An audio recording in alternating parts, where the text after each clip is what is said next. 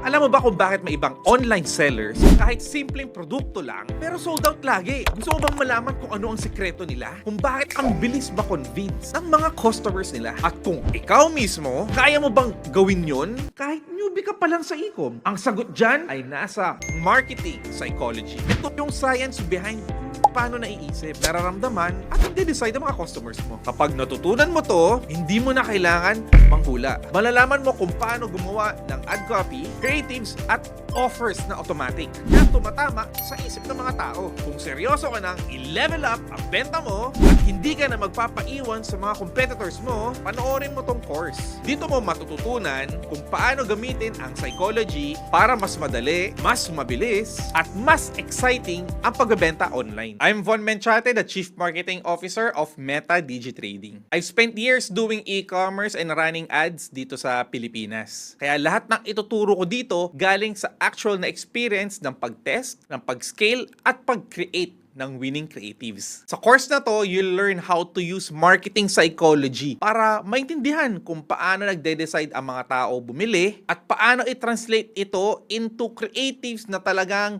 nagko-convert. By the end, kaya mo nang gumawa ng ads na hindi lang maganda sa mata, kundi effective sa pagbebenta. Ang matututunan mo rito ay number 1, basics ng creative psychology at emotional triggers tulad ng pain, aspiration, at urgency. Number 2, paano mag-structure ng ad na parang kwento para mas tumatak. And number 3, paano mag-test ng iba't ibang ad angles para mabilis mong makita alin ang pinaka-effective. Short lessons lang ito, step by step, para kahit beginner ka, kaya mong sundan at i-apply agad. Kaya bago ka magpatuloy, gawin mo muna ito. Kumuha ka ng notebook or Google document kung saan ilalagay mo lahat ng outputs mo per step. Kasi bawat lesson may gagawin ka. Hindi lang panonood, kundi actual na paggawa ng creatives. Yan ang makakatulong sa'yo para hindi lang knowledge, kundi real results.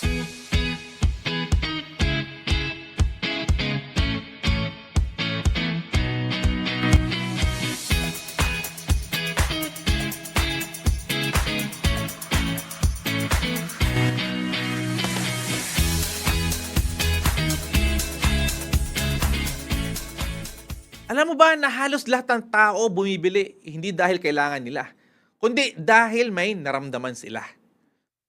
Kaya may mga ads na kahit simple lang, biglang nakaka-convince kasi tinatamaan nila yung emosyon ng tao. Dumaan din ako sa stage na puro design lang at magagandang edit lang ang iniisip ko. Akala ko basta maganda yung ads ko, bibilhin na agad ng tao. Pero nung natutunan ko yung psychology behind the ads, doon nagbago ang lahat. Yun ang nagturo sa akin paano gumawa ng creatives na talagang nagko-convert at binibili ng tao. So in this step, matututunan mo kung paano gumagana ang creative psychology. Specifically, makikilala mo ang tatlong pinaka-basic triggers: pain, aspiration, at urgency. At kung paano ito ginagamit sa mga ads. By the end of this lesson, kaya mong makita kung anong emosyon ang pwedeng gamitin para mas tumama ang ads mo sa audience. Simple lang, hindi technical, pero super powerful. So let's break it down. Number 1, pain. Lahat tayo ayaw ng hirap. Kaya kung ipapakita mo yung problema, mas relatable. Example, pagod ka na ba sa traffic? Number 2, aspiration. Lahat tayo may mga pangarap. Pwede mong i-highlight kung anong gusto nilang marating. Example, imagine